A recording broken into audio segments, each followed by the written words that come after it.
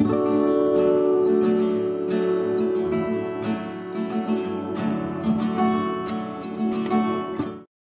everyone, it's Danny. Welcome back to my channel. Today I'm back with another Scrap the Boys layout, and this is for the month of April. Unfortunately, I am a couple of days late.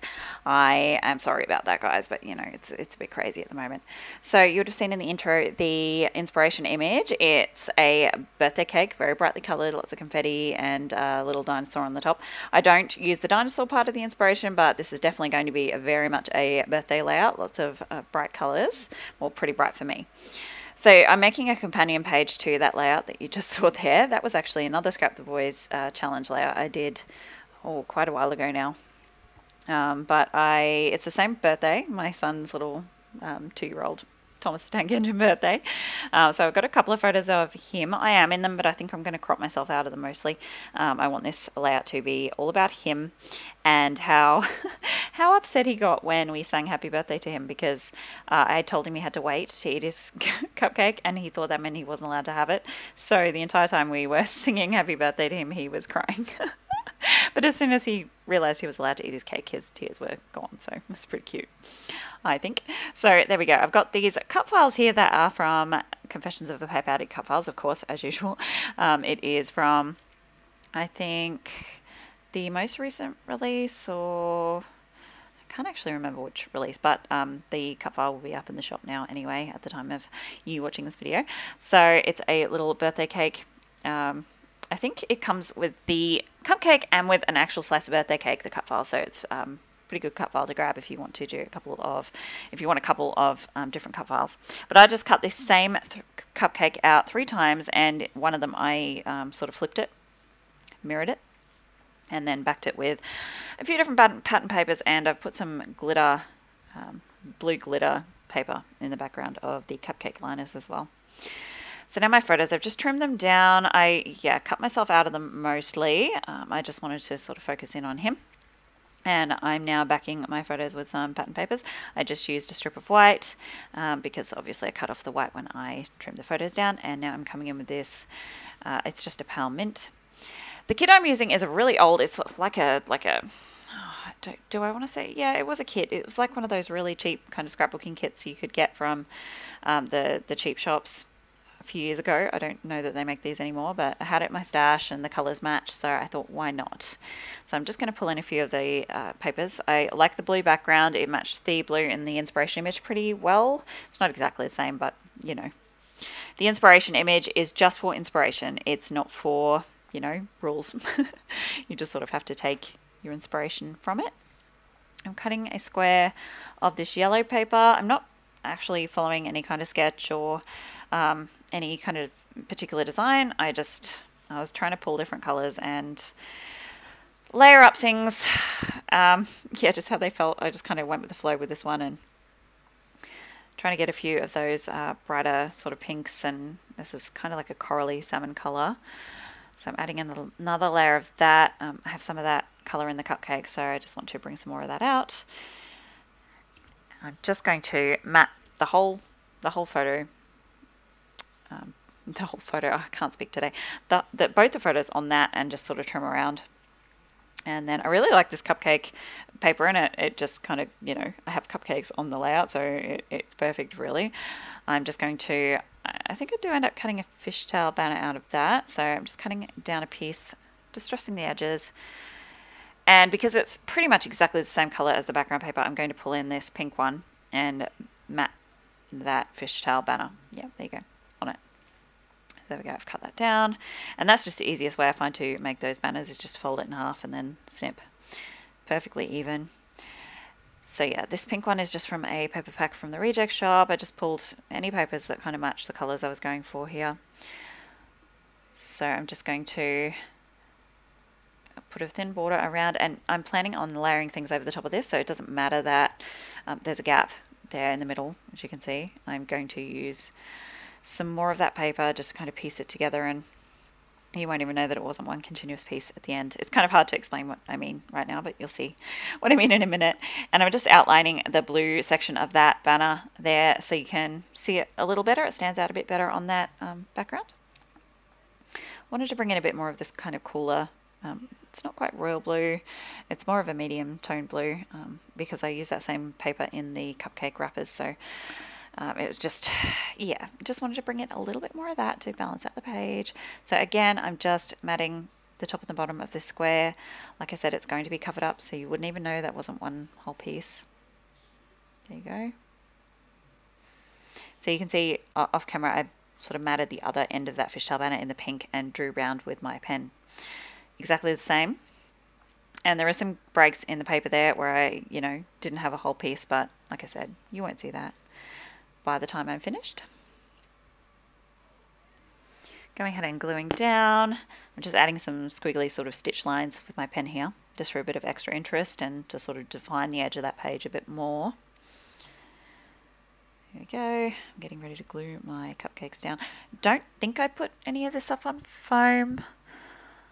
I could be wrong, but I don't think I do. I think I just sort of layer things up as they are. And because there's a few paper layers there, it creates some dimension anyway. Okay, so now I'm just coming in with some white modeling paste, and I'm using this kind of large spot stencil that I got from the reject shop. I don't know that you can get them anymore, but it's pretty standard sort of, you know, pattern, just big spots.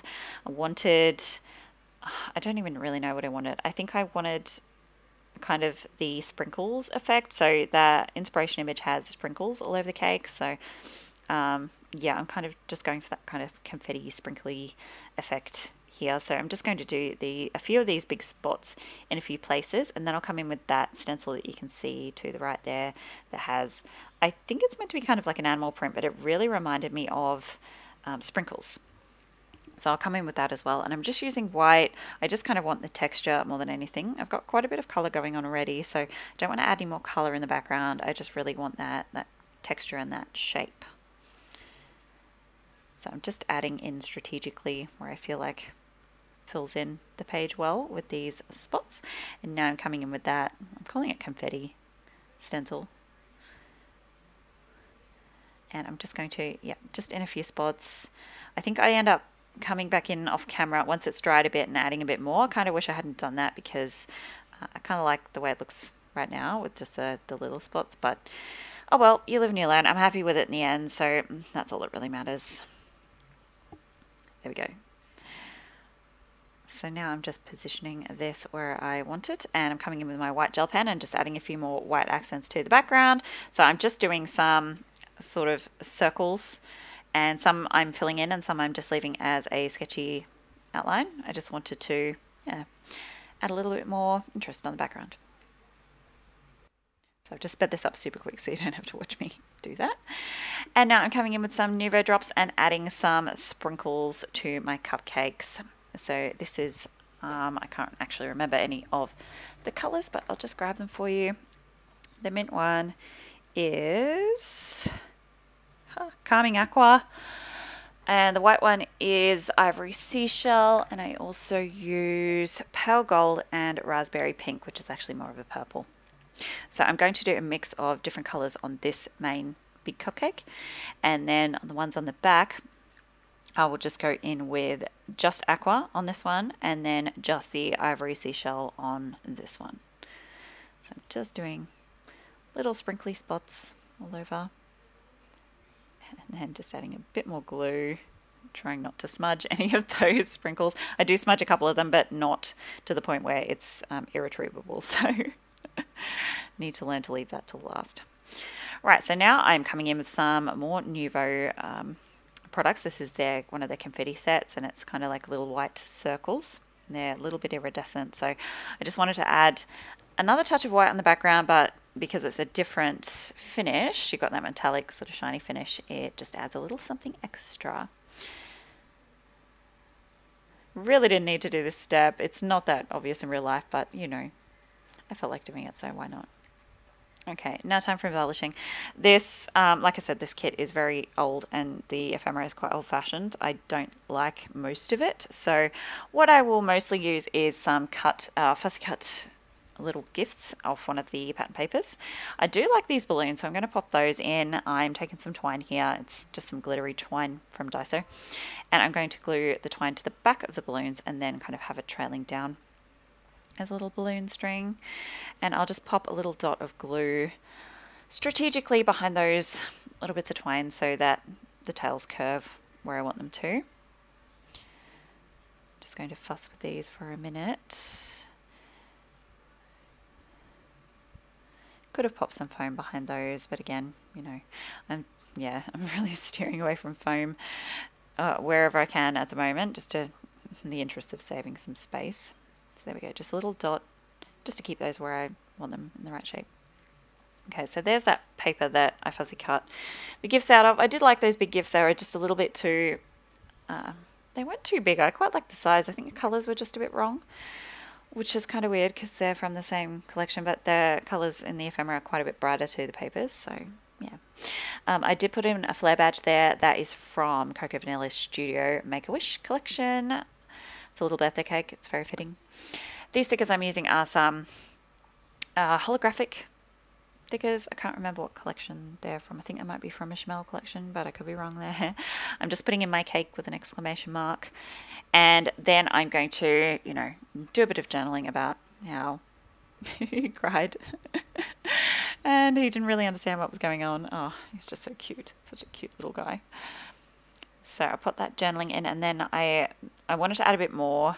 I couldn't really write exactly what I wanted to in that space, so I'm just adding a little label here. So I will just finish my journaling there, pop that on with a little bit of ATG, and that's my layout finished. Thank you so much for joining me today. Don't forget to go check out the Scrap the Boys Challenge blog. The link will be in the description box, and I hope you enjoyed watching. I'll see you next time. Bye guys.